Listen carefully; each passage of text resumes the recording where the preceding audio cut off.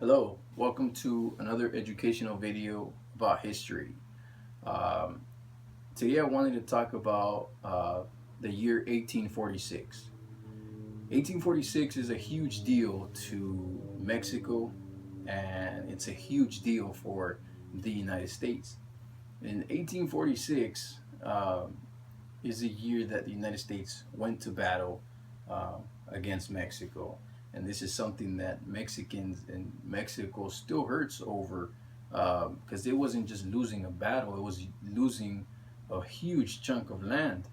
Um, they lost what is now California and parts of Arizona, Colorado, Texas, and um, at that time there was still parts that are now part of the United States that were still Mexico. That wasn't sold, I believe, until like 1854. Where I'm trying to get at though is that um, the people that were living in Mexico at that time, when this border was established, and then you got California, now it's the United States, and Texas is the United States, and so on.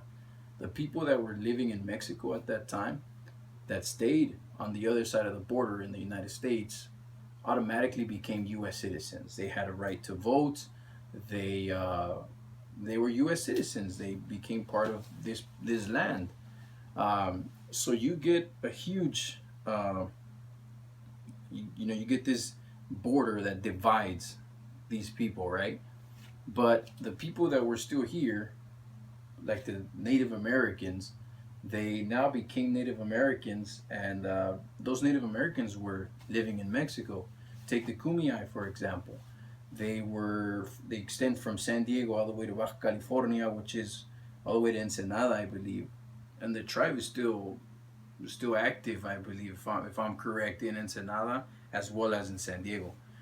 So you get this tribe that in the United States they're Native Americans. You cross the border, and they're Mexican, indigenous people. So when I was talking to this guy, he kind of told me, "Wow, well, it's the same thing," and I didn't see it that way. I always saw it as they were totally different, and I guess I just never got into it as much. But when he told me that, I started giving it more thought, and then I spoke with one of my friends who happens to be Native American, and I asked him, I was like, "What's the difference?" He's like, "It's the same thing.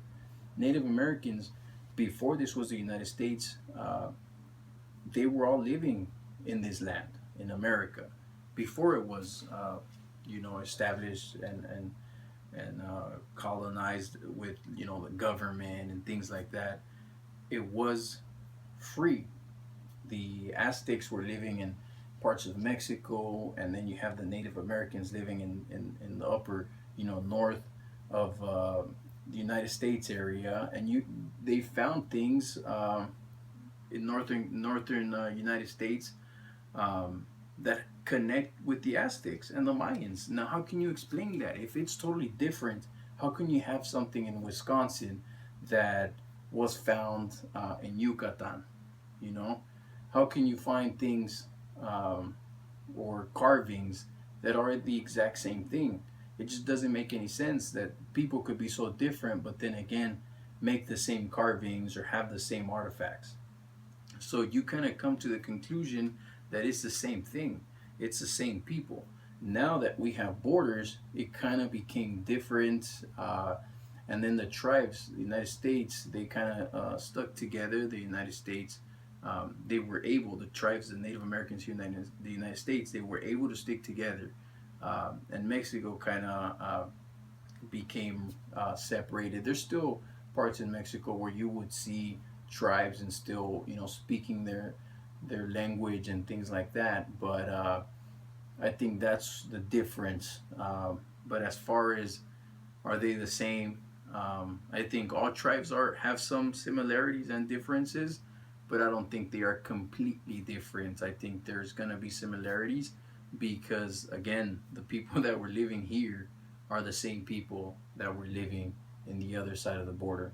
But anyway, that's my opinion. What do you think? Um, I'm really interested to know what it is you believe, what your opinion is. If I'm wrong, let me know why. Um, I'd love to hear back from you guys. Thank you for watching. Hope you guys stay tuned to see my next video. Catch you guys later.